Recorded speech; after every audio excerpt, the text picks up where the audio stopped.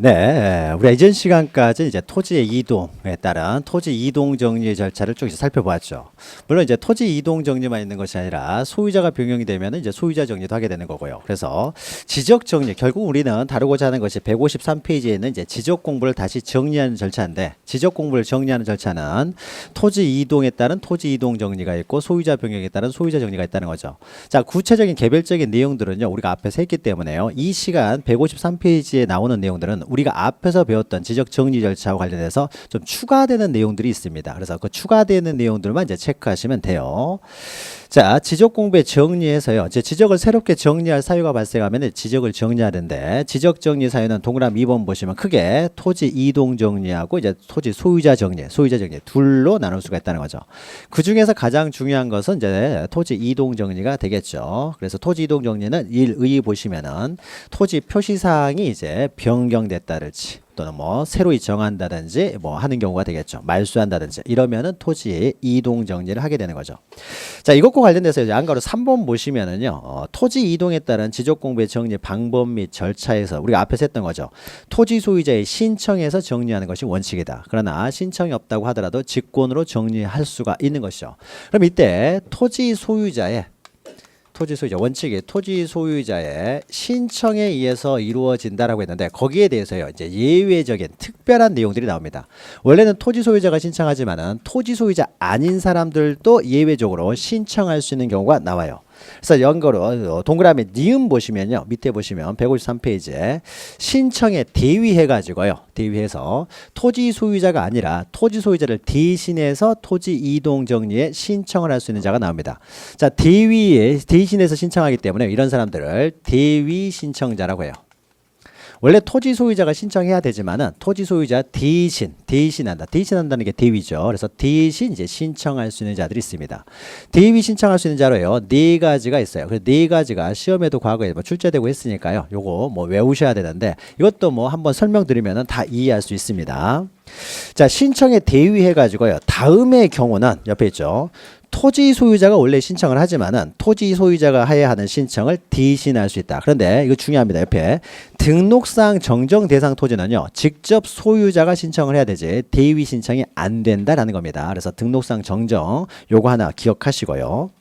자, 그러면은 이제 대위 신청하는 경우에서 이제 A, B, C, D 두 가지가 있는데요. 네 가지가 있는데 A, B, C, D에서 자, A 보시면 해당 사업의 시행자 해가지고 옆에 보시면 공공사업, 자, 공공사업에다 동그라미 치시고요.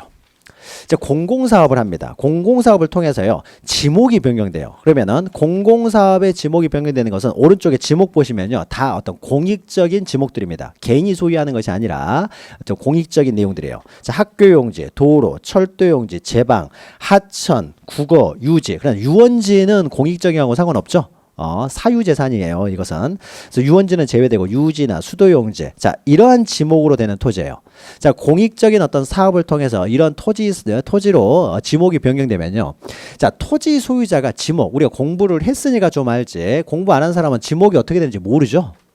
자, 모르기 때문에요, 가장 잘 아는 사람은 어떤 사람이겠습니까? 그 사업을 시행한 사람이 되겠죠. 이 사람은 가장 잘 아는 사람이기 때문에 자기가 직접 사업 시행하고요, 이 사람이 토지 소유자를 대신해서 신청할 수가 있다는 거죠. 일반적으로 이 사람이 신청을 하겠죠. 토지 소유자는 잘 모르잖아요. 모르니까. 따라서 원래는 토지 소유자가 신청해야 되지만은 이렇게 사업 시행자가 대신 신청할 수 있고, 현실에서도 사업 시행자가 이제 대신 신청을 해주는 거죠. 그럼 토지 소유자가 편하겠죠. 그래서 이런 공공사업이 이루어져 가지고 지목이 공적인 어떤 지목으로 변경됐을 때, 이럴 때는 사업 시행자가 토지 소유자를 대신해서 신청을 할 수가 있다라는 것이죠. 그 다음에 넘기시면요, B 해가지고요, 이제 공공사업은 사업 시행자 이렇게 기억하시면 되고, 공동주택의 관리인 또는 해당 사업 시행자에서요, 자, 옆에 보시면은 주택법에 따른 공동주택 부지입니다. 공동주택 부지니까 아파트 단지가 되겠죠. 자, 아파트 단지가 이렇게 있습니다. 아파트 단지가 있고 여기 여러 동이 있습니다. 그러면 여기에 이제 소유자들이 이렇게 있겠죠. 그러면 이제 101호 소유자, 102호 소유자, 여기 101호 소유자, 102호 소유자, 이 사람들이 이 토지를 어떻습니까? 이 대지에 대해서 공동으로 소유하는 거죠. 그러면은 이 대지가요, 지목이 변경됐다를 해보죠. 어떤 사업을 통해서 지목이 변경됐어요. 그럼 지목 변경 신청을 어떻게 해야 됩니까? 소유자가 신청해야 된다면요, 이 구분 소유자들 전부가 가가지고 신청을 해야 되잖아요. 너무 복잡하겠죠. 그래서 대표자 한 사람만 가면 되잖아요. 그럼 이때 이 구분 소유자들의 모임이 있습니다. 아파트 단지에서는 구분 소유자들의 모임을요, 여러분 집합 건물의 소유 및 관리에 관한 법률에서 보시면 이것을 관리단이라고 해요. 이 관리단이라고 하고요, 이 관리단의 대표자를요 관리인이라고 합니다. 그러니까 이 구분 소유자들을 대표하는 사람이 바로 관리인이 되는 거죠. 또 아파트에는요 이런 관리단이 있는데 우리가 관리단 모임은 잘 안 가요. 그러니까 모이지도 않습니다. 원래 아파트와 관련된 모든 사항들은 이 구분 소유자들이 전체 총회를 열어가지고 모든 걸 해야 될 텐데, 실제에 있어서는요 여기 아파트 입주자 대표회라는 것이 있죠. 아파트 입주자 대표회는요 이제 동대표들 있잖아요. 동대표들, 이 사람들의 모임을 아파트 입주자 대표회라고 해요. 그래서 사실상 이 사람들이 원래 해야 되는 권한들이 아파트 입주자 대표회, 즉 동대표들의 모임이 있어요. 거기에 다 권한이 위임돼 있습니다. 위임하기 때문에 실제로는 아파트 입주자 대표회, 즉 동대표들이 다 결정을 하는 거죠. 그 사람들이 모여가지고. 그다음에 원래는 동대표들은 소유자들은 아니잖아요. 그렇죠? 소유자는 아니기 때문에 이 전체 소유자들의 모임이 있어요. 이것을 이제 관리단이라고 하고, 이 사람들이 소유자니까 이 사람들이 직접 신청해야 되는데 신청하기 힘들기 때문에 그 대표자인 관리인이 그냥 혼자 가서 신청할 수도 있다라는 거죠. 그래서 이렇게 공동주택의 이제 부지인 경우에는, 이런 경우에는 집합 건물의 소유 및 관리에 관한 법률에 따른 그 관리인이요, 관리인. 그러니까 관리인이 대표자가 됩니다. 그래서 그 대표자가 대신 신청할 수가 있고요. 실질적으로는 이렇게 하겠죠. 또는 관리인이라고 해서 이런 걸 다 잘 아는 건 아니겠죠. 따라서 어떤 사업을 실시했을 경우에는 그 사업 시행자가 가장 잘 알 테니까 그 사업 시행자가 대신 신청해도 상관이 없다라는 거죠. 그래서 소유자들을 대신해서 이 관리인이 신청을 하든지, 아니면 그 사업을 실시했던 사업 시행자가 대신 신청할 수도 있다라는 거죠. 사업 시행자가 대신 신청해 주는 게 편하겠죠. 그렇죠. 자, 그래서 공동주택 같은 경우는 관리인이나 해당 사업의 시행자가 토지 소유자를 대신해서 신청할 수도 있다라는 것이고요. 자, 그 다음에 C 보시면은요. 그러니까 해당 사업 시행자는 A에 있는 공공사업하고 뭐 똑같이 생각하시면 되겠죠. 비슷하다고. 그 다음에 해당 토지를 관리하는 행정기관의 장 또는 지방자치단체의 장인데요. 그 오른쪽 보시면은 국가나 지방자치단체가 취득하는 토지예요. 자, 국가가 소유하는 토지 또는 지방자치단체가 소유하는 토지입니다. 자, 소유자가 지방자치단체예요. 그럼 지방자치단체가 가가지고 신청을 할 수는 없잖아요. 지방자치단체가 걸어갈 수는 없으니까요. 그러면 그 지방자치단체를 대표로 하는 사람이 지방자치단체 장이 되겠죠. 그 장이 지방자치단체를 대표해서 신청을 하게 되겠죠. 마치 관리단이 있으면 관리단을 대표해서 관리인이 신청을 하듯이 지방자치단체의 장이 대신 신청한다는 거죠. 국가가 소유하는 토지 같은 경우는 그 행정기관, 해당 행정기관의 장이, 그래서 해당 토지를 관리하는 행정기관의 장이나 지방자치단체의 장이 국가나 지방자치단체 소유의 토지는 이 사람들이 신청을 한다는 거죠. 당연히 이 사람들이 신청을 해야 되겠죠. 대표해서. 그럼 어떻게 보면 당연한 것이죠. 그래서 이 사람들도 대신 신청할 수가 있고요. 그 다음에 D 보시면 채권자요. 자, 채권자도요, 채무자 소유의 토지를 대위하여 토지 이동을 신청할 수가 있습니다. 자, 채권자는요, 여러분, 뭐 민법에서 중간생략 등기 하는 거 보면 이런 거 나오죠. 갑과 을이 매매를 했습니다. 매매를 해서 을이 갑에 대해서 이전 등기 청구권이 있어요. 이전 등기 청구했는데 을 앞으로 등기를 하지 않은 상태에서 바로 병하고 이제 전매를 하는 거죠. 전매를 합니다. 전매를 하고서 어떻습니까? 전매를 하면은 이제 등기를요. 그러면 등기를 어떻게 하느냐? 계약은 갑과 을이 계약을 했고 을과 병이 계약을 했잖아요. 그래서 원래 등기는 갑에게서 을에게서 병으로 넘어가야 되는 거죠. 그러나 민법에서 여러분 나중에 이제 공부를 하실 텐데, 삼자 합의가 있으면 직접 이전 등기도 이제 가능을 합니다. 직접 이 사람은 중간 생략하고 직접 이전 등기도 청구할 수가 있어요. 직접 청구할 수 있습니다. 근데 직접 이전 등기를 이렇게 청구하게 되면요, 삼자 합의가 있으면 가능한데 누가 합의를 안 해주냐면요, 이 사람이 합의를 안 해줍니다. 최초 소유자가. 자, 병은 을한테 사든 갑한테 사든 상관이 없잖아요. 그러니까 이 사람은 뭐 중간생략 등기에도 상관이 없고요. 을은 중간생략 등기가 되면 어떻게 돼요? 양도소득세 이런 것들을 또 감춰질 수가 있고요. 또 가장 이 사람이 만약에 투기를 이렇게 전문적으로 하는 사람이라면요, 이렇게 등기가 을 앞으로 되면은요, 이 등기소에서는 세금 문제가 생길 거 아니에요. 그래서 국세청에 다 통지를 합니다. 소유자 바뀌었다고 해가지고 세무서장한테 다 통보를 해요. 근데 세무서에 통보가 오는데 을이라는 사람이 자꾸 이렇게 등장을 합니다. 그럼 세무서에서 이 사람이 투기꾼을 어떻게 돼요? 리스트에 올리겠죠. 리스트에 올리면요, 이 사람의 자금 추적이 들어올 수가 있어요. 자금 추적 들어오면은 이 사람이 깨끗한 돈이 아니라 뭐 이렇게 검은 돈이다 그러면 이렇게 다 추적 들어오게 되면은 엄청난 세금이 부과될 수도 있는 것이죠. 자, 이런 문제들 때문에요. 이 사람은 절대 나타나고 싶지 않은 것이죠. 절대 나타나죠. 그래서 이 사람 중간 생략 등기를 하고 싶은 사람이고, 이 사람 상관없는 사람이고. 근데 갑은요, 중간 생략 등기를 하게 되면은 을한테 10억에 팔았는데 을이 14억에 팔았으면요, 갑은 14억에 넘어가잖아요. 당연히 갑의 양도소득세가 늘어나게 되겠죠. 양도소득세가 늘어나면 이 사람이 부담을 할 거 아니에요. 그 부담을 이 사람이 부담할 것이고, 또 걸리기라도 하면요, 이 사람이 중간 생략 등기 걸리면은 형사처벌도 받을 수가 있어요. 그러니까 이 사람이 안 해주는 거죠.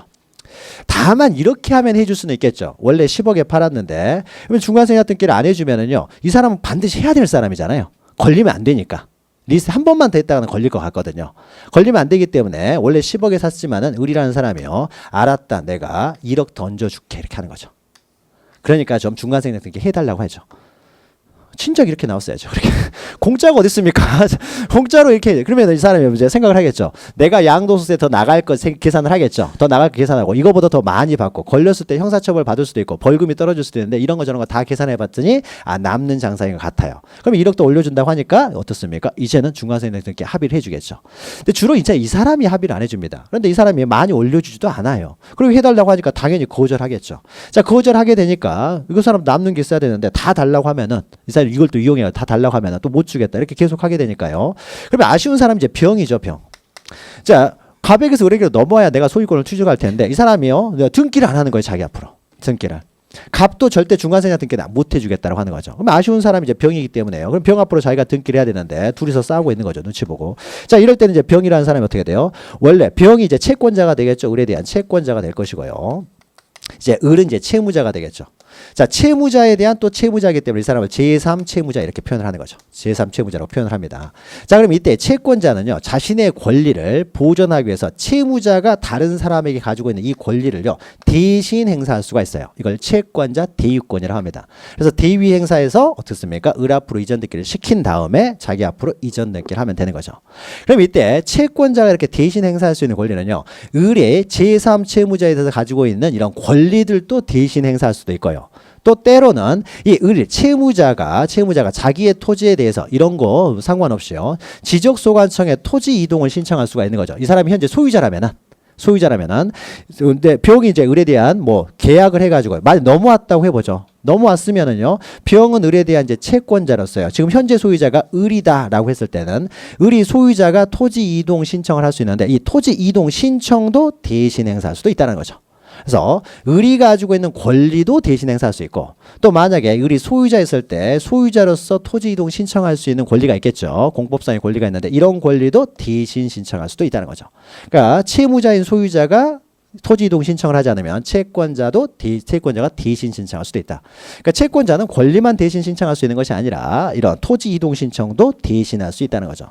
그래서 채권자는 옆에 있죠. 채권자는 민법 404조. 여러분이 민법 시간에 이건 공부하지 않습니다. 채권자 대유권에 대한 자세한 내용은 그냥 대유할 수 있다 정도만 공부하시죠.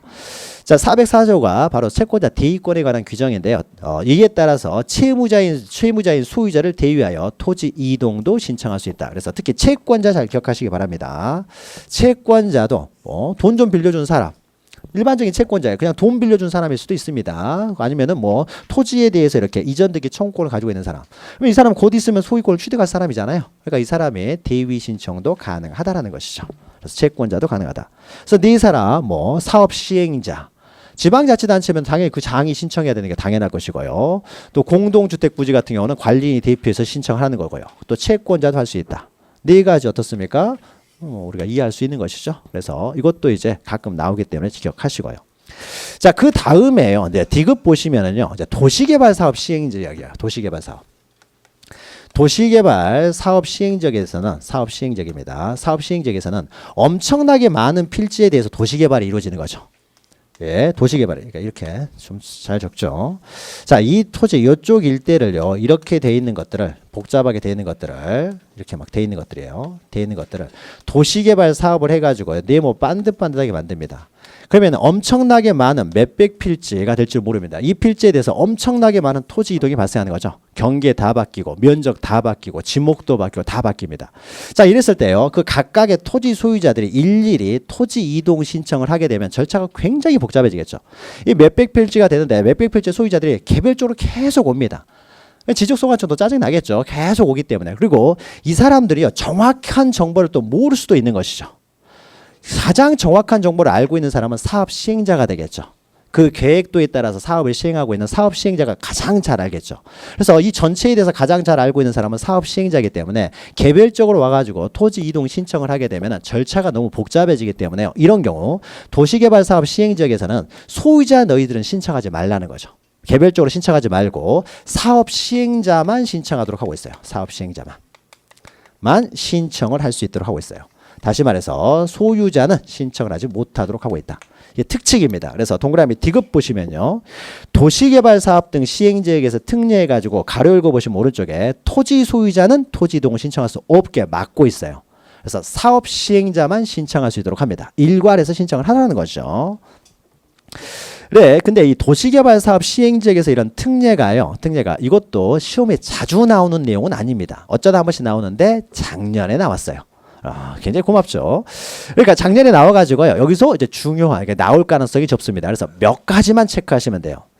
자, 먼저 개념 보죠. 그래서 도시개발법에 따른 뭐 도시개발 사업이랄지, 도시는 도시개발 사업을 하고 농촌 같은 경우는 농어촌 정비법에 따른 농어촌 정비 사업을 합니다. 그래서 바둑판처럼 이제 농지들을 만드는 거죠. 이것도 엄청나게 많은 필지에 토지 이동이 발생하는 거죠.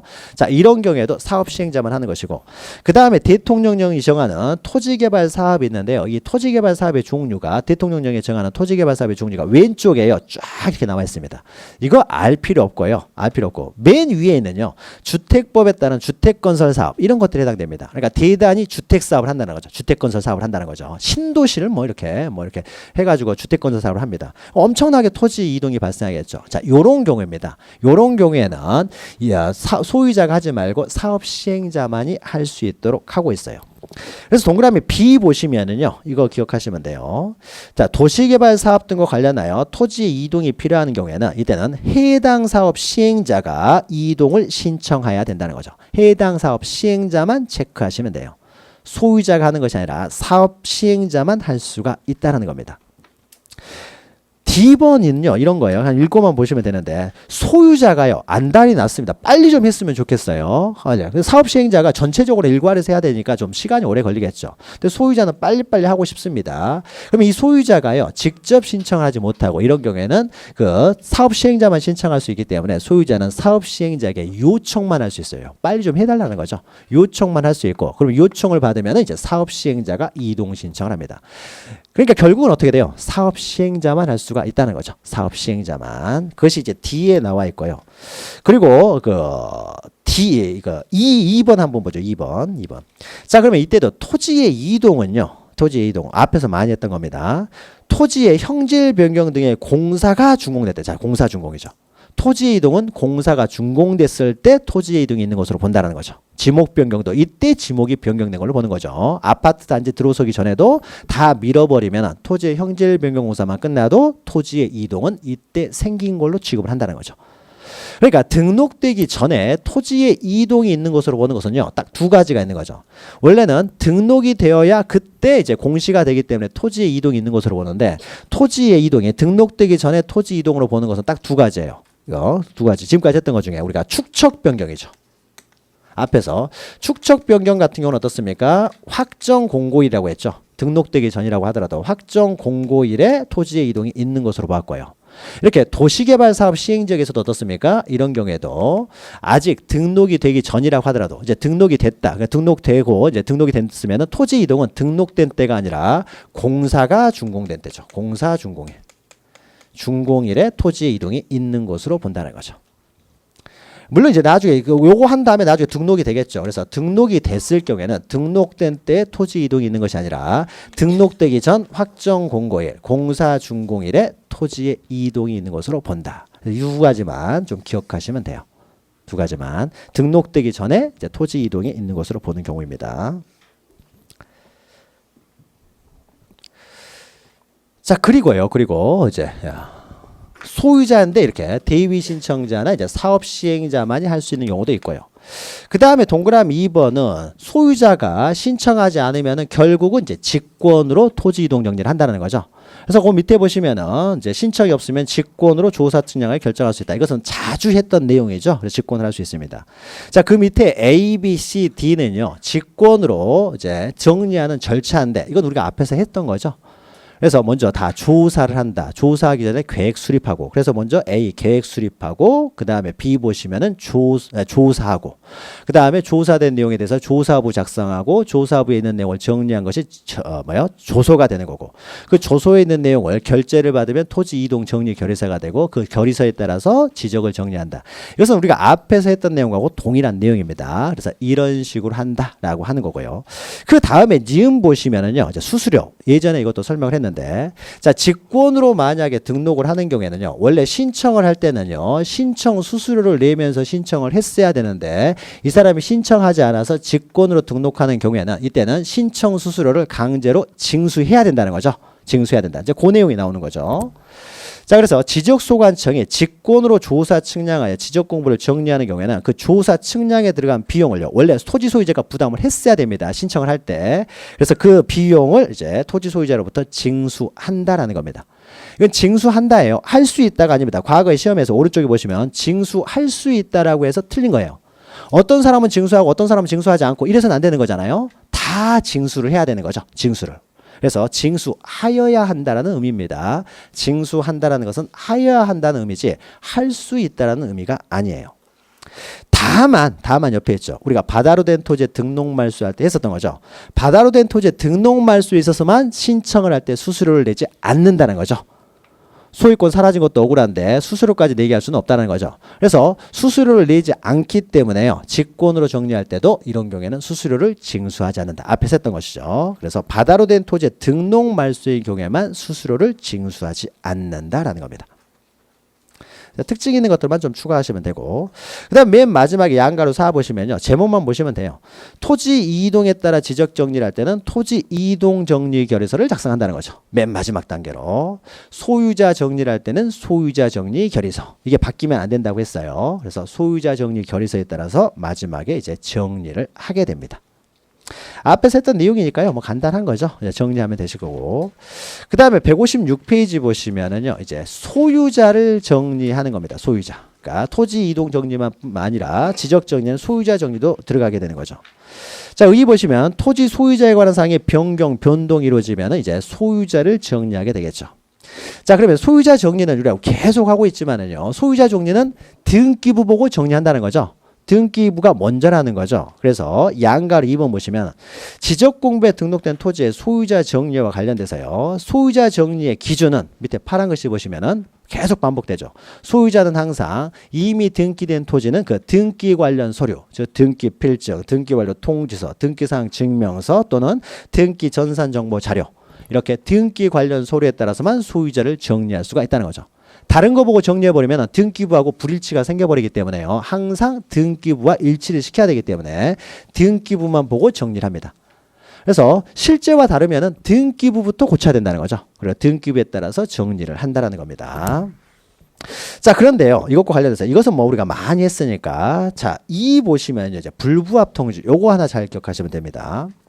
자, 그러면요. 여기에 지적 공부가 있고 여기에 이제 등기부가 있습니다. 등기부가.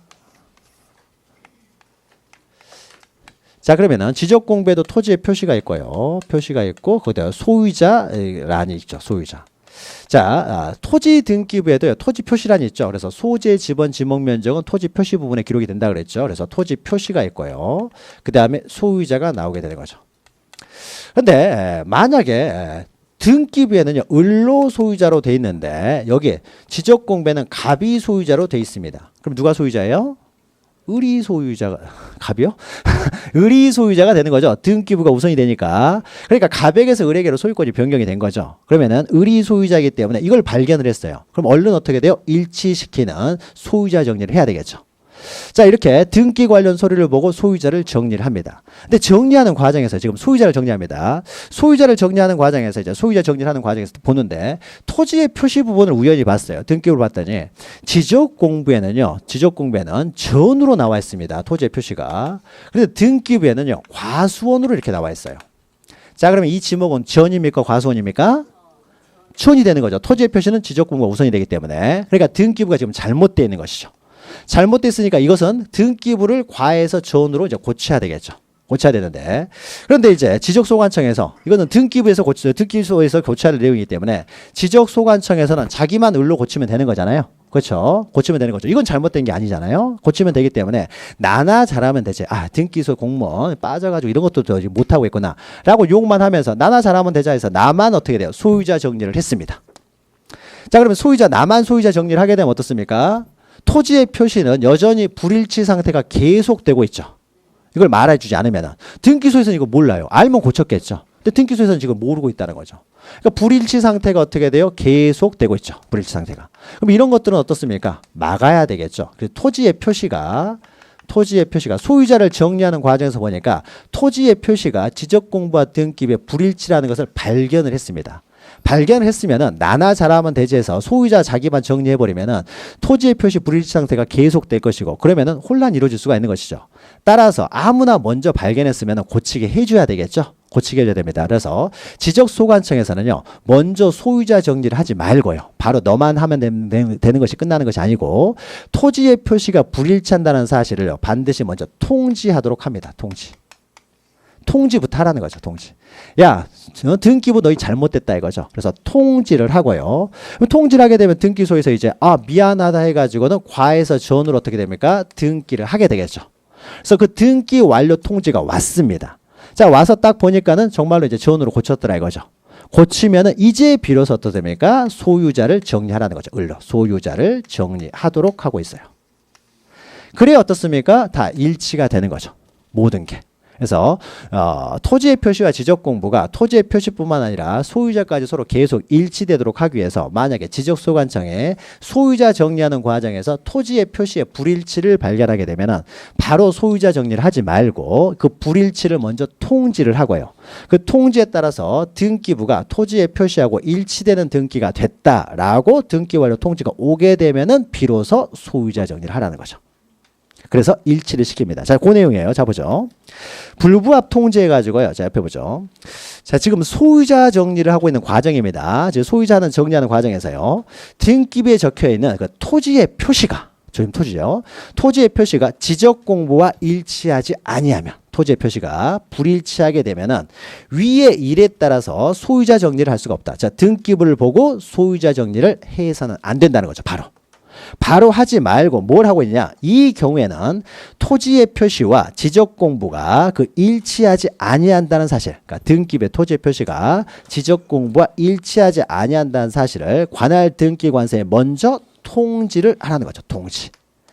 통지를 하고 일치를 시키고 나면은 비로소 소유자 정리를 하라는 겁니다. 자, 이것이요. 시험 문제가 이제 자주 나오는데 어떻게 나오냐면요. 거기 위에 있는 토지의 표시를 소유자라고 나올 수도 있어요.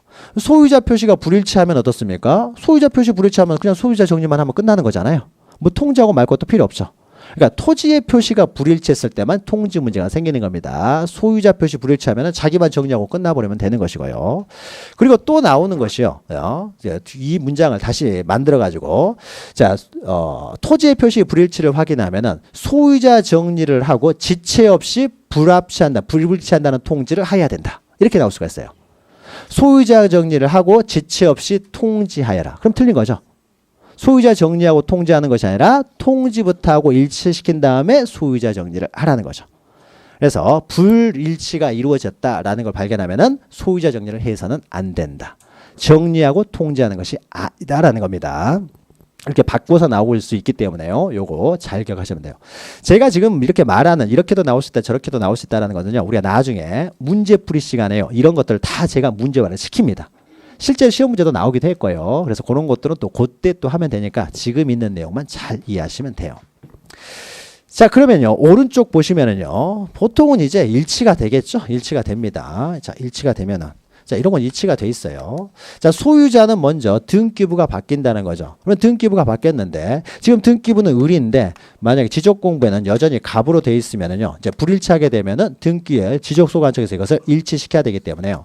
자, 지적소관청에서는 수시로요. 등기부를 확인을 해야 됩니다. 수시로 확인해 가지고 혹시 소유자가 바뀌지는 않았는지. 그러니까 과세를 할 때요. 그러니까 지적소관청에서 이제 과세를 할 거 아니에요. 과세를 할 때 이럴 때 또 한 번씩 확인을 합니다. 여기는 바뀌었는데 여기는 안 바뀌어버리면 이상한 사람한테 과세가 나가버리잖아요. 그러니까 과세할 때 이럴 때 다시 한 번씩 다 확인을 해요. 세무서 국세청에서 과세를 할 때도요. 등기부 같은 거 확인을 합니다. 확인하고 과세를 하는 거죠. 바뀌었을 수가 있기 때문에. 예, 그래서 수시로요. 수시로 이제 조사 확인을 해야 된다는 거죠. 그래서 지적소관청은 그 밑에 이제 수시로 그다음에 다음 줄 보시면은 조사 확인해야 된다. 그래서 소유자가 일치하는지 불일치하는지를 조사 확인해야 된다는 거죠. 그래서 만약에 불일치를 발견을 했습니다. 여기는 갑으로 돼 있고 여기는 을로 돼 있어요. 그러면 소유자는 을이잖아요. 그러면은 소유자 정리도 원칙적으로 어떻게 합니까? 소유자의 신청에 의해서 이루어진다는 거죠. 신청에 의해서 이루어지고 신청이 없으면 직권으로 할 수 있습니다. 그래서 일단은요. 이 토지 소유자에게 불일치하기 때문에 소유자 너 빨리 지적소관청에 빨리 소유자 불일치한다. 그래서 네 앞으로 소유자 정리에 신청을 하도록요. 통지를 합니다. 통지를 받으면 이 사람이 또 신청을 하게 되겠죠. 근데 만약에 신청을 하지 않았다고 하더라도요. 직권으로도 정정할 수가 있고요. 직권으로도 이제 정리할 수도 있고요. 직권으로 정리할 수도 있고 신청을 요구할 수도 있고 이제 선택적으로 행사를 하게 됩니다. 자, 직권으로 정리해버리겠죠. 일반적으로는 직권으로 정리할 수 있으니까 얼마든지. 자, 그래서요. 보시면은 두꺼운 글씨 보시면은 이제 파란 글씨죠. 직권으로 불일치를 발견하면은 직권으로 정리할 수도 있고 또는 그 신청을 요구할 수도 있고 선택적으로 합니다. 다만요. 뒤에서 보겠지만은요. 직권으로 하면은요. 직권으로 정리했다는 사실을 또 통지를 어차피 해줘야 됩니다. 신청해서 정리를 했을 때는요. 이 사람이 신청해서 정리를 했기 때문에 따로 통지해 줄 필요가 없어요. 통지해 줄 필요 없습니다. 그러나 직권으로 정리했을 때는요. 직권으로 정리했다는 사실을 또 통지를 해줘야 돼요. 그러니까 어차피 절차가 똑같은 거죠. 직권으로 정리해도 어차피 통지를 해줘야 되니까. 그래서 어차피 이 사람한테 신청하도록 통지를 해가지고 정리를 하나. 아니면 직권으로 정리하고 통지를 하나. 똑같잖아요. 절차가. 그러니까 둘 중에 하나 아무거나 선택해서 할 수가 있다라는 겁니다. 그리고 4번은요. 그러니까 직권으로 정리할 수도 있고 신청을 요구할 수 있다 정도 기억하시면 되고. 자, 이때 수수료예요. 수수료. 만약에 지적소관청에서 일치 불일치 여부를요. 확인하는 과정에서 그럼 등기부를 자꾸 열어봐야 되잖아요. 우리 일반 국민이 등기부를 열어볼 때는 수수료를 내야 됩니다. 그러면은 지적 공무원이 지적소관청에서 확인하기 위해서 열어볼 때 이때도 수수료를 내야 된다. 그럼 열어볼 수가 없잖아요. 그러니까 이때 수수료는 무료로 한다는 거죠. 지적소관청에서 지적공부와 부동산 등기부의 부합 여부를 확인하기 위해서 등기부를 열람할 때 이럴 때는 수수료를 무료로 해야 되겠죠. 뭐 당연한 내용이죠. 자, 그래서 등기된 토지 같은 경우는 등기부에 따라서 정리를 합니다. 소유자는. 그런데 양가로 3번은요. 이제 등기되지 않은 토지들이에요. 그래서 지적공부에 등록되지 아니한 토지에 대해서 소유자 정리를 합니다. 그러니까 보통은 지적공부에 등록되지 아니한 토지니까 신규 등록 이런 게 되겠죠. 그래서 최초로 신규 등록을 할 때요. 이거 앞에서 많이 했던 거죠. 그래서 1번 보시면 신규 등록의 경우에는 등기 관련 서류가 없기 때문에 등기 관련 서류에서 소유자를 정리할 수 없다. 따라서 어떻습니까? 직접 조사해서 등록할 수밖에 없다. 자꾸 나오는 내용이죠. 그래서 신규 등록의 경우에는 등기부가 없으니까 지적소관청에 토지 소유자를 직접 조사해서 등록을 해야 된다는 거죠. 등기 관련 서류가 없으니까.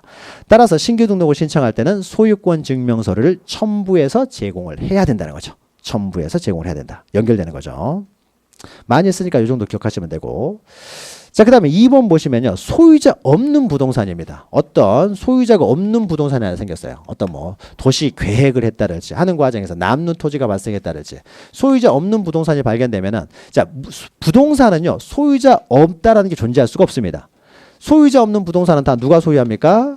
국가가 소유하는 거죠. 국유가 되는 거죠. 따라서 국으로 이제 등록을 하면 되겠죠. 국가가 소유하기 때문에. 다만 이때 국으로 등록을 할 때요. 소유자 없는 부동산인데 만약에 이 토지에 대해서 소유자가 아닌데도 불구하고 갑의 이름으로 지금 등록이 되어 있습니다. 소유자 없으니까 소유자 없는 부동산이니까 소유자가 등록이 안 돼 있어야 되겠죠. 소유자 등록이 안 돼 있어야 되는데 잘못해가지고 갑으로 지금 등록돼 있어요. 그러나 갑은 소유자가 아닙니다. 이 갑이 소유자 아닌 사람이 만약에 소유자로 등록된 사람이 아무도 없으면 그냥 국으로 등록하면 돼요.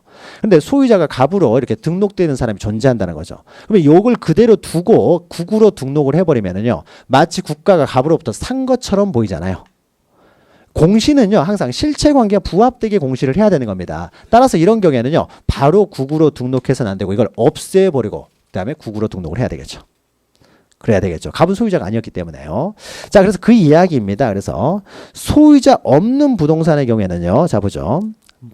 국유재산법에 따른 총괄청이나 중앙관서의 장이 소유자 없는 부동산에 대해서 소유자 등록을 신청하는 경우, 이때 소유자 등록은 국으로 지금 등록을 신청하게 되겠죠. 관리청에 국가 이름으로 등록을 신청할 경우에 이때 지적소관청은 지적공부에 해당 토지의 소유자가 등록되지 아니한 경우에만 등록할 수가 있다는 거죠. 아무로 등록되지 않았을 경우에는 바로 국으로 등록할 수 있지만 누군가 소유자로 등록됐을 때는 바로 국으로 등록할 수는 없고요. 이것을 말소를 시켜야 되겠죠. 네, 지적소관청에서 함부로 말소를 시킬 수는 없습니다. 그러면 이제 국가가 어떻게 돼요? 갑을 상대로 말소를 청구해야 되겠죠. 말소를 신청해서 말소를 시킨 다음에 이제 국으로 등록하는 것이지, 어떤 소유자가 등록되어 있으면은 바로 국으로 등록할 수는 없고, 소유자가 등록되지 아니한 경우에만, 이거 말소가 됐으니까 이제 소유자가 등록되지 않은 것이 되겠죠. 자, 이럴 경우에만 이제 국으로 등록할 수가 있다라는 겁니다. 그러니까 소유자 없는 부동산의 경우죠. 소유자 없는 부동산에 국으로 등록하는 절차고요. 자, 양가로 사는요, 소유자 정리를 하기 위해서는 이제 소유자 정리 결의서를 작성해야 된다. 소유자 정리 결의서만 동그라미 치시면 됩니다. 그래서 토지 이동은 토지 이동 정리 결의서, 소유자 정리는 소유자 정리 결의서. 바뀌면 안 된다고 했어요. 그래서 소유자 정리 결의서에 따라서 정리를 한다라는 거죠. 자, 이러면은요, 이제 지적 정리가 모두 끝났죠. 지적 정리가. 그래서 토지 이동 정리를 하고요. 다음 우리가 앞에서 했던 것처럼 또는 소유자 정리를 통해서 지적 정리가 모두 끝났습니다. 자, 지적 정리가 모두 끝났는데 지적 정리에 오류가 있으면 어떻습니까? 등록사항을 정정하는 다시 지적 정리를 또 하겠죠. 정리를 했는데 오류가 있으면 다시 등록사항 정정을 하는 다시 지적 정리를 할 것이고요. 그래서 모든 지적 정리가 이제 완벽하게 끝났습니다. 완벽하게 끝났으면 거기서 끝나는 것이 아니라 지적 정리를 하는 과정에서 지목이나 면적의 이동을 정리를 했을 경우에는 등기부도 고쳐야 된다는 거죠. 등기부도. 그래서 등기 촉탁을 한다는 거죠. 등기 촉탁을.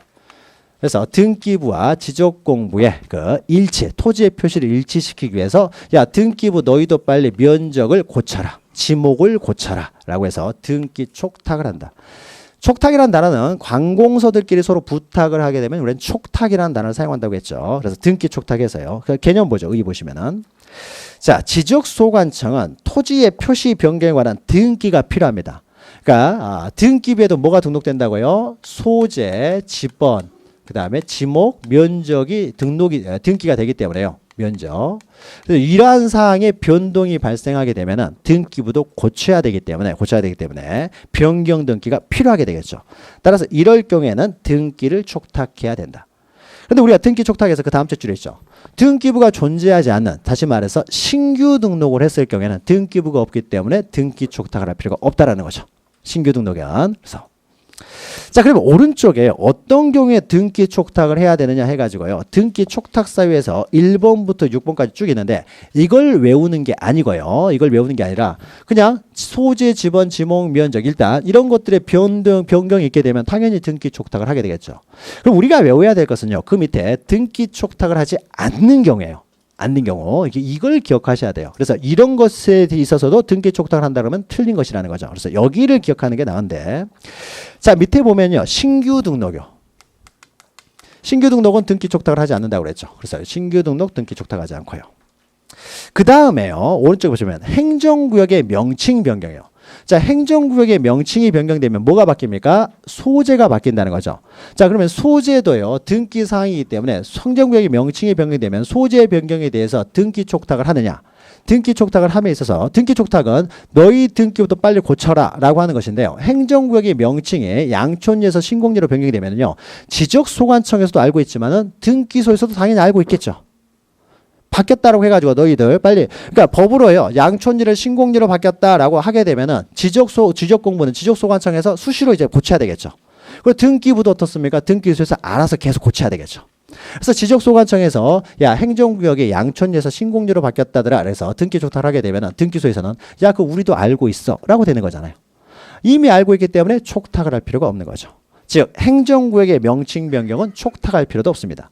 통지도 할 필요 없고요. 너도 알고 나도 알고 그 다음에 거기 살고 있는 사람도 다 알고 있기 때문에 서로 뭐 통지를 할 필요도 없고 신청을 할 필요도 없고요. 다 그렇습니다. 그래서 행정구역 명칭 변경은 할 필요가 없고요. 그 다음에 네 번째, 오른쪽에 두 번째 줄 보시면 토지 소유자 정리예요. 소유자 정리. 그러니까 행정구역의 명칭 변경은 등기 촉탁할 필요가 없고요. 그런데 먼저 행정구역의 명칭 변경과 구별해야 될 것이요. 우리 등기 촉탁 사유에서 6번을 보죠. 6번 보면 행정구역의 개편이 있죠. 행정구역의 개편하고요. 행정구역의 명칭 변경은 저로 다르다 그랬죠. 행정구역의 명칭 변경은요. 그냥 이름만 바뀐 겁니다. 그래서 여기가 뭐 서초동이고요. 여기가 방배동이 있는데 서초동의 이름만 바꿔요. 서초동에 서초구 서초동이니까 어감이 이상하다 해가지고 서초동을 뭐 다른 식으로 이제 이름을 바꿉니다.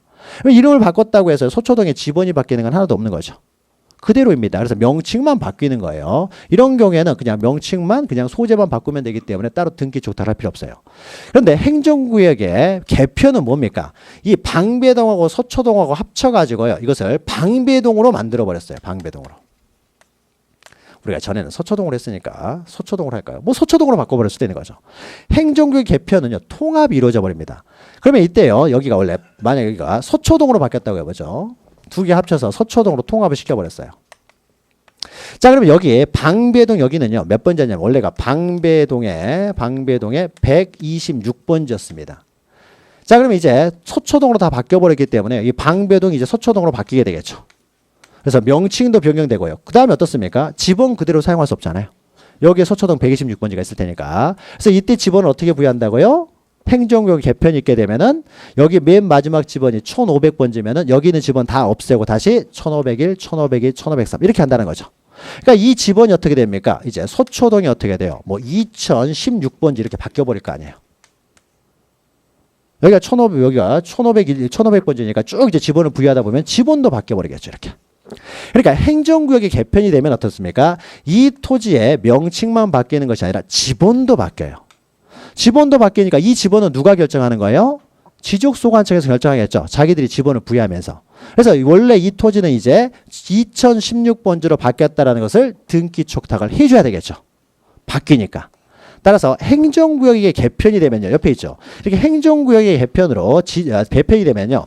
지적소관청은 새로 속하게 된 지번부여지역의 지번을 새롭게 부여할 수밖에 없어요. 부여하게 됩니다. 따라서 지번 변경을 수반하게 되기 때문에 이때는 등기 촉탁을 해야 되겠죠. 그래서 명칭만 바뀌었을 때는 등기 촉탁을 할 필요 없고 개편이 되면은 지번도 바뀌기 때문에 등기 촉탁을 한다. 그래서 개편이라는 말과 명칭 변경은 전혀 다르기 때문에 우리가 구별해서 보셔야 돼요. 그래서 단순히 명칭 변경은 등기 촉탁을 할 필요가 없고요. 그 다음에 오른쪽에 있는 두 번째 내용 보면 소유자 정리요. 자, 소유자 정리는 뭘 보고 합니까? 지적소관청에서요. 등기부 보고 자기들이 소유자 정리한 다음에 소유자 정리해라 라고 해서 등기 촉탁을 하는 건 있을 수가 없는 거죠. 자기들이 소유자 등기 보고 했기 때문에. 그럼 이와 비슷한 것이요. 왼쪽에 두 번째 신규등록 밑에 있는 복구죠. 복구. 우리가 복구는 자세히 안 했습니다. 작년에 나왔기 때문에 이것도 자세히 안 했는데 복구는 멸실됐을 때 다시 지적 공부를 복구하는데요. 이때 복구할 때 그 복구 자료로 사용되는 것이 등기부예요. 그러니까 등기부에도 소재, 지번, 지목 면적이기 때문에 이런 것들을 이용해 가지고 사라졌던 지적 공부를 복구를 시킵니다. 그러니까 자기가 이걸 보고 지적 공부를 복구하고 나서요. 야, 이걸 고쳐라. 말이 안 되는 거죠. 그러니까는 어떻게 돼요? 복구에 있어서도 등기 촉탁 문제가 발생하지 않는 거죠. 자, 그리고 그 밑에는 뭐 당연한 거죠. 경계 또는 좌표의 정리. 경계나 좌표는 지적 공부에 등록되는 내용이 아니기 때문에 경계나 좌표에 정리를 했을 때는 등기 촉탁을 하지 않겠죠. 그래서 등기 촉탁을 하는 6가지를 우리가 기억하는 것이 아니라 이렇게 기억하는 게 훨씬 편한 것이죠. 그래서 등기 촉탁을 하지 않는 경우 이런 걸 기억하시고 있다가 이제 시험 문제 나와서 이런 게 끼어 있으면은 등기 촉탁을 하지 않는다. 이걸 제외하고는 다 등기 촉탁을 한다라고 기억하시면 돼요. 특히 신규 등록이 자주 나옵니다. 신규 등록이. 그래서 등기 촉탁을 하는 경우 하지 않는 경우 특히 행정구역 명칭 변경과 행정구역 개편 이것을 잘 구별하셔야 되고요. 개편은 등기 촉탁을 한다. 명칭만 변경되면은 등기 촉탁을 하지 않는다라는 거죠. 자, 그러면은 등기 촉탁에 대한 내용을 했고요. 등기 촉탁. 자, 그러면 등기 촉탁을 했으면 그걸로 또 끝나는 게 아니라는 거죠. 지적 정리가 됐으면 지적 정리를 어떻게 돼요? 토지 소유자에게 또 통지를 해줘야 된다는 거죠. 넘기시면은 지적 정리 등의 이제 통지가 있습니다. 나머지 절차들 제가 안 하고 있는 것은요. 시험에 안 나오는 내용이라는 겁니다. 그러니까 안 하셔도 돼요. 시험에 나오면은 이제 촉탁을 하느냐 마느냐 요런 사유들만 나오니까 요것만 좀 기억하시면 되고 그다음에 마지막으로 이제 소유자에게 이제 통지를 합니다. 자, 토지 소유자에게 통지하지만 하나 특색이 있었죠. 바다로 된 토지의 등록 말소 같은 경우는 소유자에게만 통지하는 것이 아니라 어떻습니까? 해당 공유수명관리청에도 통지를 한다는 거죠. 그런 건 이제 특색이니까 기억을 하시고, 그러나 그런 예외적인 경우를 제외하고는 이제 토지 소유자에게 이제 통지를 합니다. 자, 그러면은 지적정리 등에 통지해가지고요, 양가로 2번 보시면은 이제 통지 대상이 쭉 나옵니다. 1번부터 9번까지 통지 대상이 있는데요. 이 통지 대상도요, 1번부터 9번까지 외우는 것이 아니라 밑에 있죠. 지적 정리 등의 통지를 하지 않는 경우에서요, 세 가지가 있습니다. 이 세 가지를 기억하시고, 이런 경우에는 촉탁하지 않는다. 그리고 이 세 가지를 제외하고는 다 촉탁을 한다. 라고 기억하시면 돼요. 다 촉탁을 한다. 그러면 통지를 하지 않는 경우요. 세 가지를 기억하시면요. 먼저 첫 번째가 행정구역의 명칭 변경이요. 자, 우리가 또 나오죠. 행정구역에. 자, 행정구역의 명칭 변경. 자, 양촌리에서 신공리로 바뀌었습니다. 그러면은 양촌리에서 신공리로 내가 살고 있는 이 토지가, 내가 소유하고 있는 토지가 양촌리에서 신공리로 바뀌었다는 사실은 지적소관청도 알고 등기소도 알고 여기 사는 사람들도 당연히 알겠죠. 자기가 살고 있는 토지가 동이 바뀌었다, 리가 바뀌었다 당연히 아는 거 아니에요. 당연히 알기 때문에요. 그런 거는 직권으로 정리하고 따로 어떻습니까? 통지할 필요가 없다라는 거죠. 이미 토지 소유자가 알고 있는데 굳이 뭐 통지할 필요가 없죠. 통지하면 어떻게 돼? 나도 이미 알고 있다라는 거죠. 그러니까 통지할 필요가 없는 거죠. 그러니까 행정구역의 명칭 변경은 통지할 필요가 없다. 그러니까 결국 어떻습니까? 행정구역의 명칭 변경은 등기 촉탁을 할 필요도 없고 여기에 뭐 소지 소유자에게 통지할 필요도 없고 서로 뭐 통지할 필요가 없습니다. 법으로 바뀐 것이고 지적공부는 지적소관청에서 등기부는 등기소에서 시간 날 때마다 고치면 되는 거예요. 고치면 되는 거니까 뭐 통지 문제 그 이외의 절차라는 게 없습니다. 자, 두 번째가요. 이제 두 번째부터인데. 자, 보시면은요. 두 번째. 토지 소유자의 신청에서 지적 정리가 이루어졌을 때요. 자, 토지 소유자 신청. 토지 소유자가 신청에 의해서 이제 지적 정리가 이루어졌습니다. 자, 토지 소유자가 신청했다라는 것은요. 토지 소유자는 이미 알고 있죠. 토지가 어떻습니까? 물리적 상태가 변경이 되면은 그때 토지 소유자가 신청을 할 거 아니에요. 토지 소유자는 이미 알고 있죠. 자기가 신청을 했잖아요. 그러니까 지목 변경 신청을 하면은 지목 변경된 건 자기가 이미 지목이 변경된 걸 알고서 신청을 한 거잖아요. 그러니까 통지를 한다는 것은 토지 소유자에게 지목이 변경됐다는 걸 알려주는 것인데 토지 소유자가 이미 알고 자기가 신청을 했어요. 그러니까 이런 경우에도 통지해 줄 필요가 없는 거죠. 자, 토지 소유자가 이미 알고 있기 때문에 알고서 신청한 것이니까 토지 소유자가 신청한 경우에는 통지를 할 필요 없다. 그러면 그 밑에 조그마한 글씨로 있죠. 만약에요. 토지 이동 신청은요. 소유자만 신청하는 것이 아니라 대위 신청자도 신청할 수 있다는 거죠. 대신 신청하는 사람. 그러면 대위 신청자가 신청을 했을 경우에는 토지 소유자는 모르겠죠. 딴 사람이 신청했으니까요. 모를 수 있잖아요. 그러니까 대위 신청자가 신청했을 때는요. 이때는 통지를 해줘야 돼요. 토지 소유자가 직접 신청한 게 아니니까. 또 우리가 또 밑에요. 도시개발사업 시행지역에서는 어떻습니까? 사업 시행자만이 신청할 수 있다는 거죠. 사업 시행자가 신청했으니까 토지 소유자는 모르겠죠. 모를 수 있으니까 이럴 경우에는 토지 소유자에게 또 통지를 해줘야 되는 거죠. 그래서 밑에 있죠. 대위 신청자나 사업 시행자가 신청을 했을 경우에 이런 경우에는 통지를 해줘야 된다는 거죠. 자, 요 내용이요. 동그라미 위에 보면 7번에 있는 거예요. 7번. 7번에. 그러니까 비교하면 됩니다. 그래서 도시개발 사업을 했죠. 거기다 동그라미 치고 도시개발 사업 등의 사업 시행자의 토지 이동 신청에 따라 정리하는 경우에는 통지를 해야 된다는 거죠. 위에 있는 것은 통지 대상이잖아요. 그렇죠? 그러니까 통지를 해야 되고요. 자, 그 밑에 동그라미 8번 보시면 대위 신청에서 지적 공부를 정리했다. 대위 신청자니까 토지 소유자가 신청하지 않은 거니까 이럴 경우는 토지 소유자에게 통지를 해줘야 되고요. 그래서 토지 소유자가 직접 신청했을 경우에만 이런 경우에만 통지를 하지 않는다라는 겁니다. 구별하실 수가 있겠죠. 자, 그리고요. 그러면은 통지 대상 그리고 세 번째 보죠. 밑에 세 번째. 또 통지하지 않는 경우가요. 이런 경우가 있습니다. 통지하는 경우 지적 정리했을 때. 자, 갑에게서요. 을에게로 소유권이 이전이 됩니다. 소유권 이전돼요. 자, 소유권을 이전하기 위해서는 어떻습니까? 등기부에 어떻습니까? 소유권 등기부에 이제 이전 등기를 해야 이 사람 소유권 취득하겠죠. 그렇죠. 지적공부 아무리 지적공부는요. 이전해봤자 이런 경우는 등기부가 이전되지 않으면 소유권을 취득하지 못하기 때문에요. 자, 그래서 을이라는 사람이 먼저 등기부에 갑에게서 을에게로 이전 등기를 합니다. 그래서 이게 등기가 완료가 되면은요. 등기소에서요. 등기소에서. 이 사람들의 신청에 의해서 이제 등기가 되는데요. 등기소에서 을 앞으로 등기가 되면요. 이제 집에 있는 을한테요. 등기소에서 너희들이 신청한 대로 등기가 끝났다라는 등기 완료 통지를 해줍니다. 완료 통지. 등기는요, 신청해서 이루어지지만요, 신청해서 됐다고 하더라도 그 사람한테 통지를 해줍니다. 자, 네 앞으로 이제 등기가 됐다라는 거죠. 됐다. 그러니까 이제 처분할 수가 있는 거죠. 등기되기 전엔 처분을 못 하니까요. 그래서 처분할 수 있다라고 해서 신청에 의해서 등기가 되는 경우에도요, 을한테 너 앞으로 등기가 완료됐다는 통지를 해줍니다.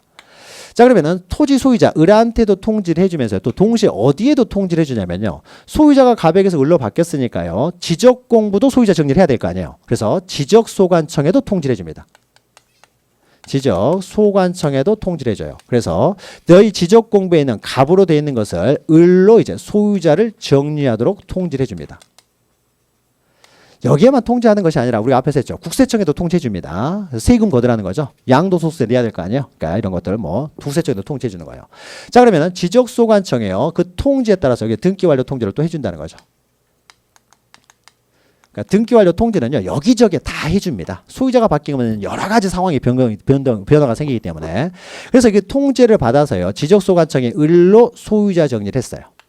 자, 그러면 을로 소유자 정리는 이 지적소관청에서 지적공부의 소유자 정리는 을의 신청에서 이루어진 게 아니죠. 그렇죠? 우리 토지 소유자 신청에서 이루어진 건 아니죠. 지적 정리가. 그렇죠? 소유자의 신청에서 이루어진 건 아니고 등기소의 등기완료 통지에서 정리가 됐어요. 자, 그러니까 이때 소유자 정리를 한 다음에 지적소관청에서 다시 을한테 야, 소유자 정리 네 앞으로 정리가 됐다는 사실을 또 통지를 해주느냐요.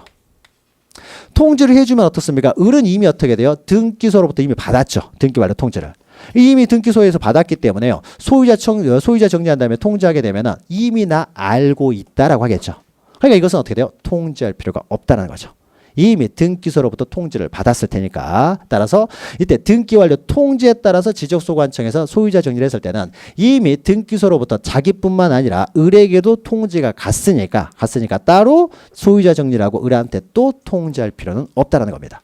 자, 그래서요. 이제 나오죠. 그러면은 등기관서에 있죠. 등기관서의 등기완료 통지 거기다 동그라미 치시고요. 이런 등기완료 통지에 의해서 소유자 정리를 한 경우죠. 등기완료 통지에 따라서 소유자 정리를 했을 경우죠.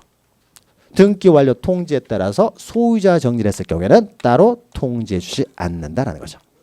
그래서 이 세 가지를 제외하고는 다 통지를 한다라고 보시면 돼요. 토지 소유자가 직접 신청해서 지적 정리를 했다랄지, 등기관서의 등기완료 통지에 따라서 소유자 정리를 했을 경우, 행정구역 명칭 변경은 당연히 통지할 필요가 없고, 실질적으로 이 두 가지만 잘 기억하시면 되겠죠. 이 두 가지만. 자, 구별할 것이요. 그러니까 요걸 빼고는 다 이제 통지 대상이 되는데요. 동그라미 9번 보시면요. 이런 거 혼동이 될 수 있으니까 나머지는 다 통지 대상이다라고 기억하시라 그래도 괜히 9번에서 등기 촉탁 나와가지고 등기 촉탁은 통지하지 않는다. 라고 뭐 문제가 나오면 여기에 해당되지 않잖아요. 그러면 당연히 통지 대상이 된다는 것이죠. 근데 등기 촉탁 나오면 이건 통지해야 되냐 말아야 되냐. 세 개에 해당되지 않으면 무조건 통지 대상입니다. 그러니까 등기 촉탁을요. 자, 지적소관청에서요. 등기 촉탁을 했습니다. 그러면 이러한 사항들도요. 토지 소유자에게 통지를 해줘요. 등기 촉탁이 되면 어떻습니까? 등기 촉탁을 하게 되면은 등기소에서 어떻게 지번 지목 면적을 변경한 등기를 하겠죠. 하니까 내가 따로 등기소 가서 이런 것들을 변경하는 등기를 신청할 필요가 없잖아요. 그러니까 등기 촉탁을 했으면 등기 촉탁했다는 것을 소유자에게 통지해주면 내가 따로 등기소 또 갈 필요가 없으니까요. 이런 사항들도 다 통지를 해준다는 거죠. 통지를 했다는 사실들. 그래서 등기 촉탁을 했다는 사실도 통지하고, 또 동그라미 3번 보시면 지적 공부를 복구했을 때요. 이것도 하나 기억하세요. 자, 복구를 하게 되면 원래 없어요. 멸실됐던 걸 지적 공부를 그냥 복구했을 뿐이니까 통지 안 할 것 같지만 이 경우에도 통지를 합니다. 복구하는 과정에서요. 면적이 바뀔 수도 있는 겁니다. 복구하는 과정에서. 따라서 다 통지를 하는 거죠. 그래야 이 사람이 복구가 뭐 잘못된 거 아니야라고 해서 이의 신청도 할 수가 있으니까요. 그래서 다 통지를 한다. 그러니까 통지하지 않는 경우는 이 세 가지만 통지하지 않는다. 그러니까 이 세 가지가 아닌 것들은 다 통지한다. 기억하시면 돼요. 기억한다. 자, 이러면은요. 자, 요거 잘 기억하시고요. 그러니까 아닌 거만 잘 기억하시면 되고. 자, 양가로 3번은요. 이것도 자주 나옵니다. 지적 정리 등의 통지 시기 해가지고요. 자, 통지를 하는데 그러면 언제까지 통지를 하는 거냐라는 겁니다. 통지 시기와 관련돼서. 자, 만약에 동그라미 1번 보시면은 토지의 표시에 관한 변경 등기가 필요합니다. 자, 변경 등기가 필요하면은 등기 촉탁부터 하고 들어가야 되겠죠. 통지를 하기 전에 등기 촉탁부터 하고 들어가야 되잖아요. 촉탁을 하고 그 다음에 통지를 하는 것이니까요. 자, 그래서 밑에다가 그냥 등기 촉탁이라고 쓰면 되겠죠. 변경 등기가 필요한 경우에는 등기 촉탁부터 한다는 거죠. 따라서요, 등기 촉탁을 먼저 해가지고요, 만약에 지목이 전에서 과로 바뀌었습니다. 과로 바꿨으면은요, 이제 통지를 할 때 토지 소유자의 신청에 의해서 이루어진 것이 아니라 직권으로 했다고 해보죠. 그러면 직권으로 했을 경우는 통지를 하니까요. 직권으로 정리를 했을 때는 통지를 한다. 그러면은 전에서 과로 바꿔서 지적 정리를 했습니다. 그럼 지적 정리를 했으면은 등기부터 바꿔야 되니까 등기 촉탁을 하게 되겠죠. 등기 촉탁을 하게 되면은 이제 등기소에서도 어떻습니까? 전에서 과로 변경 등기를 하게 되겠죠. 자, 그래서 이 변경 등기를 했다라는 사실이요, 너희들이 촉탁한 대로 변경 등기를 했다라는 등기 완료 통지를 합니다. 그래야 어떻게 돼? 일치가 됐다는 걸 알 수가 있는 거죠. 그래서 통지를 하게 되면 이제 일치가 됐으니까 비로소 통지를 하는 거예요. 자, 그러면 이때는요, 등기 촉탁이 필요한 경우에는 등기 촉탁에 따라서 등기관서로부터 등기 완료 통지서가 다시 지적소관청에 접수된 때로부터 15일 이내에 통지한다. 그래서 15일도 기억하시고요. 또 예전에 시험 문제가요, 이렇게 나온 적이 있었어요. 15일로만 시험 문제가 뭐 틀리게 나오는 것이 아니라요, 등기관서에 등기 촉탁을 접수한 때로부터 15일 이내에, 이러면 틀린 거죠. 접수만 시키고 그 15일이 있다가 바로 통지하는 것이 아니라 접수를 시킨 다음에요, 확인까지 받아야 된다는 거죠. 일치를 시켰다는 확인 통지서, 그러니까 등기 완료 통지서가 접수가 되면은 그때로부터 15일 이내에 통지하는 거예요. 그러니까 접수를 시켰는데 안 해버릴 수도 있잖아요. 안 해버릴 수도. 그러니까는 이런 경우에는 통지를 해서는 안 되는 것이고, 자, 그래서 등기 완료 통지서를 다시 지적소관청이 접수한 때로부터 등기 촉탁을 하고 그 등기소로부터 등기 완료 통지서를 접수한 때로부터 15일 이내에 통지해야 된다. 15일. 15일 날짜도 기억하시고. 근데 2번은 토지의 표시에 관한 변경 등기가 필요가 없습니다. 변경 등기 필요 없어요. 그러면 등기 촉탁할 필요 없잖아요. 좌표나 경계 이동이 발생했으면 등기 촉탁을 할 필요가 없기 때문에 이런 경우에는 바로 통지하면 되겠죠. 그래서 지적 공부에 등록하고 나서 이제 바로 통지하면 되는데, 이제 이것은 7일 이내에 통지하면 된다는 거죠. 7일. 그래서 지적 공부에 등록한 날로부터 7일 이내에 통지한다. 그러니까 등기 촉탁이 필요한 경우에는 접수된 때로부터 15일. 필요 없는 경우에는 등록하고 바로 7일 이내에 통지하면 된다. 그래서 7일, 15일도 잘 기억하시고요. 자, 그런데 통지를 하려고 했는데요, 통지를 했습니다. 근데 통지를 했더니 이게 반송이 돼버렸어요. 반송이 됐다는 것은요, 통지가 제대로 안 된 거죠. 이사를 갖다를 하게 되면 통지가 안 되는 거죠. 그래서 그러면은 주소를 이제 탐지를 해야 됩니다. 탐지해서 그 사람한테 보내면 되는데, 주소를 탐지했는데 어디에 있는지를 알 수가 없어요. 자, 그러면 이럴 때는 어떻게 통지하느냐? 그것이요, 저 위에 양가로 의에서요, 동그라미 2번에 있습니다. 동그라미 2번에. 자, 통지를 했는데요, 통지를 하려고 하는데 통지받을 자의 주소나 거소를 알 수가 없습니다. 몰라요. 반송이 돼가지고 어딘지 모르겠어요. 자, 모르는 경우에는, 이럴 경우에는 이제 통지는 어떤 식으로 하느냐 해서 일간신문 또는 해당 시군구의 공보 또는 인터넷 홈페이지에 공고하면 됩니다. 이런 식으로 통지를 한다는 거죠. 자, 이것도 예전에 이렇게도 나온 적도 있었어요. 일간신문 해당 시도 공보해가지고 틀리게 나온 적도 있어요. 지적소관청이 통지하니까 자기 시군구 공보에다 통지를 하겠죠. 시도에다 하는 것이 아니라, 시도 공보가 아니라 시군구의 공보 또는 인터넷 홈페이지에 이제 공고하면 됩니다. 자, 이렇게 되면은요, 모든 토지 이동에 따른 지적 정지 절차가 다 끝나게 되는 거죠. 자, 제 4장이죠. 4장은 중요합니다. 특히 오늘 등록사항 정정 중요하고요. 요 내용은 잘 기억하시기 바랍니다. 자, 그러면 마지막으로 이제 지적법의 마지막 내용으로 이제 지적 측량이 있는데, 요것은 잠시 쉬었다가 하도록 하죠.